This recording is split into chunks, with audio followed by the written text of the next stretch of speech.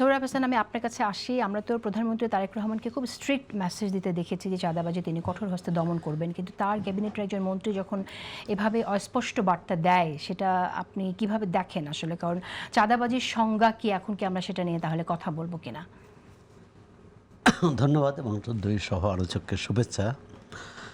আসলে আমাদের যারা শুধু এই সরকারে না, অতীতেও যেসব সরকারে যারা মন্ত্রণালয়ের দায়িত্ব পেয়েছেন, মন্ত্রী হয়েছেন, তাদের মধ্যে কতজন ওই মন্ত্রণালয় সম্পর্কে তার জানাশোনা আছে, ওই মন্ত্রণালয়ে কাজকর্ম ওর সাথে নিজের অভিজ্ঞতা আছে, বা সেটা বোঝাপড়ার চেষ্টা আছে।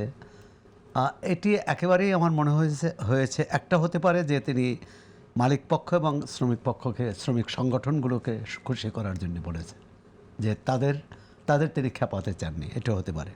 আর হচ্ছে আপনি যেটা বলেন রাস্তায় যে চাঁদাবাজি হয়, সেটার পক্ষে তো কোনো কথা বলার নাই, সেটা তো সমঝোতার বিষয় নয়।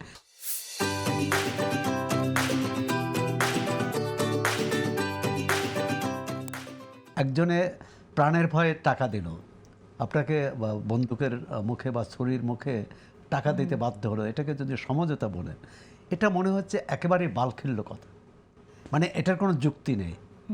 উনি এখানে এটা বলতে চেয়েছেন যে যিনি সমঝোতা বলতে বন্দুকের মুখে যিনি দিচ্ছেন, সে তো আর সমঝোতাই দিচ্ছেন না, সে চাপের মুখে দিচ্ছেন। কিন্তু বিষয়টা তো এরকম যে অনেক সময় বন্দুকও লাগে না।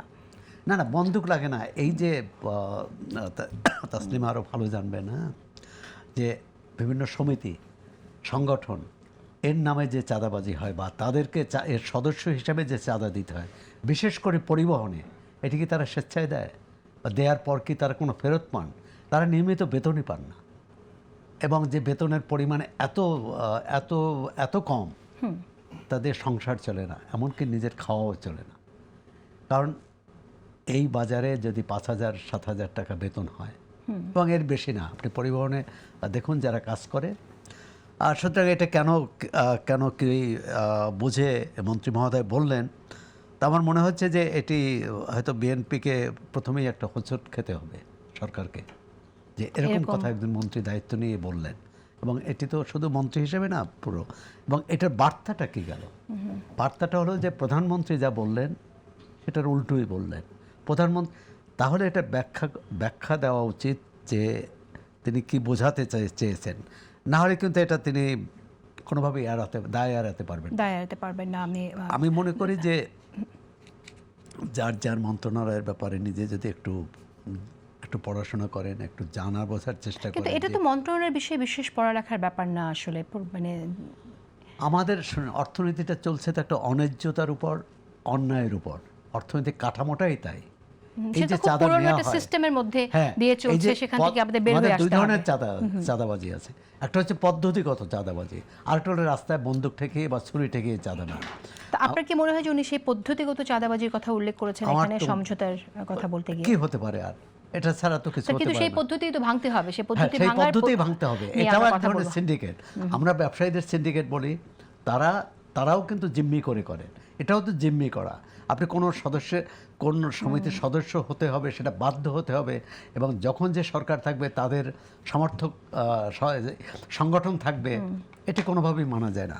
তাহলে পুরানো ধারাই কিন্তু চলছে না। সেই 5 আগস্টের পর থেকে আমরা আলোচনা করছি, কিন্তু এখনো পর্যন্ত সেই জায়গায় আমরা আছি। এখনো পর্যন্ত 5 আগস্টের পর থেকে নির্বাচন পর্যন্ত যে সরকার ছিল, সে কোন ক্ষেত্রে ধরেন করতে পারছে, তার সাফল্য, কৃতিত্ব, বা চাঁদাবাজি অথবা পরিষেবা ক্ষেত্রে ঘুষ উৎকোচ বন্ধ করতে পারছে?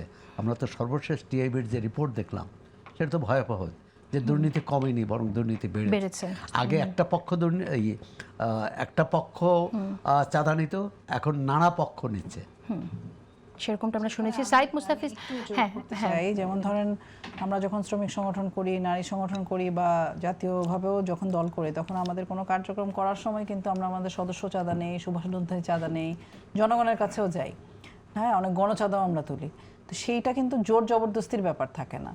তো একটা শ্রমিক সংগঠনও সেটা তুলতে পারে, একটা জাতীয় দলও সেটা করতে পারে, কিন্তু যখনই এই জিনিসটা কোনো জোর জবরদস্তির ব্যাপার হবে, এটা কারো উপরে কোনো নিয়ন্ত্রণ প্রতিষ্ঠার চেষ্টা করা হবে, কারো উপর খবরদারি করা বা ব্যক্তিগত সুবিধা বা দলীয় সুবিধার জন্য কাউকে বাধ্য করা হবে, তখন আমার মনে হয় এটা ওনারও স্পষ্ট। উনি এক জায়গায় বলেছেন যে যদি বাধ্য করা হয় তখন আমি সেটাকে চাঁদা বলবো, কিন্তু এই জিনিসটাকে আরো ক্লিয়ার করা আমার মনে হয় ওনার প্রয়োজন।